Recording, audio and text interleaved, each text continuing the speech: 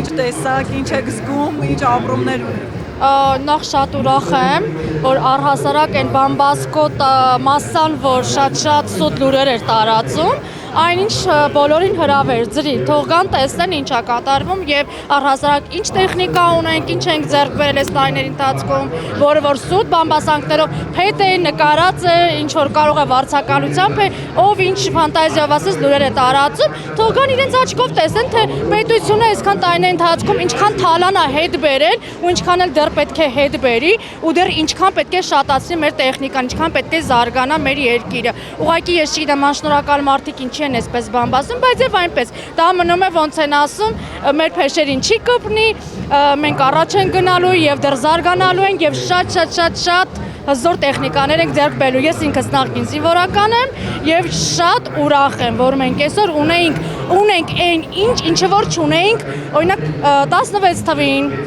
որ ամպագորգոր խոսում են մենք ունեինք, բա որ ունեիք, ինչի էիք տալիս տարածքներ, որովհետև դուք չունեիք այդ տեխնիկան, որ կռվեիք թշնամու հետ։ Շատ բաներ կան, կամ 20 թվի պատերազմի հետ կապված, որ ասում են սենց կոնկրետ փաթեթավորած ասեցին, միայն Նիկոլ Փաշինյանը մեղավոր, ոչ, Նիկոլ Փաշինյանը մեղավոր չի։ Ձեր կատարած տարիների այն վատ աշխատանքը բոլորը մնաց մեր վարչապետի, ոնց են ասում, ուսերին, այդ ծանր բեռը մնաց մեր վարչապետի ուսերին։ Ու այսօր որ ասում են Արցախը տվողները վաղուց տվել էին, այսօր պահանջում էին այն մարդուց, որ անմեղ եկավ, կանգնեց այս պետության գլխին ու ուզեցավ, որ ուշքի բերի։ Ու ուշքի ա բերում, թալանը պտի, այն թալանչիները, որ գալիս են, այդ բոլոր այն պլակատների անունները չեն տալիս, այն նրանք պտի բոլորը ծերանոց պտի սարքի, սաղ իրանց են գրփաշրփասները պետքա սաղ հետ բերի ու պետականացնի, լավ է ան, ոնց որ հեծը մնացածներ, բոլոր թալանները պետքա հետ բերի։ Ես ուրախ եմ։ Ճիշտ է, ժամանակին լինում են քննադատություններ, բայց համենայն դեպս այսօր մենք մեր աչքով ենք տեսնում, թե ոնց է զարգացել մեր պետությունը։ Էլի եմ ասում, շնորհավոր, ուռա։ Այսինքն այս զորահանդեսից հետո այլևս ակտուալ չեն լինելու այդ շահարկումները, երբ Ռոբերտ Քոչարյանն ասում է, իրանք խոսելու են, հիմա մինչև մենք տուն հասնենք, իրանք ասեն, վարձակալությամբ էին բերել, դա սուտ էր, դե գիտեք դա չինական է, նո տարբեր սենց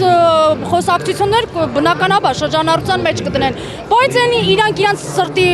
հոգում են, ոնց ասում, հոգու խորքում շատ լավ գիտեն, որ այդ ամեն ինչը իրանք սուտ են խոսում, պարզապես մանթոյից պետք է այդքանը խոսան, ուրիշ ասելիք իրանք չեն ունենալու, կոմենտարյաներով ապրող մարդիկ են, այնինչ իրականությունը թող գան այստեղ տեսնեն իրականությունը, չնայած իրանք տեսնում են, ուղղակի իրան ձեռք չի տալիս իրականությունը։ Որ ասեցիք զինվորական եք, խաղաղության գործընթացը, արդյոք շահարկումները այդ առումով էլ քիչ չեն, որ այս խաղաղությունը շինծու է, ձևական է, արդյոք հավատում եք խաղաղության գործընթացին եւ Ռոբերտ Քոչարյանը երբ ասում է իր տարիները խաղաղ են եղել, բանակը հզոր,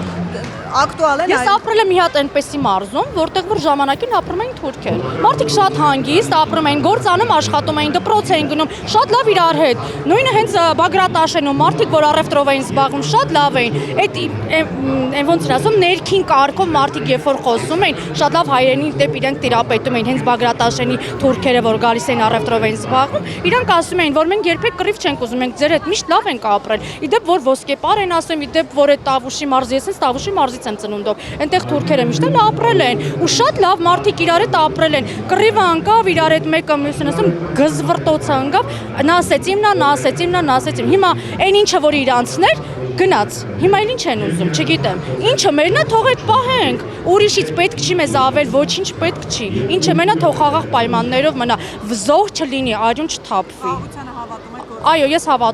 Այո, ես հավատում եմ ու արդեն իսկ տեսնում ենք, որ մեր սահմանները խաղաղ է ու մարդիկ շատ ապահով, այլ մարդիկ սրտատրոփ չեն ճանապարհում իրենց զինվորին բանակ, շատ հանգիստ են ճանապարհում։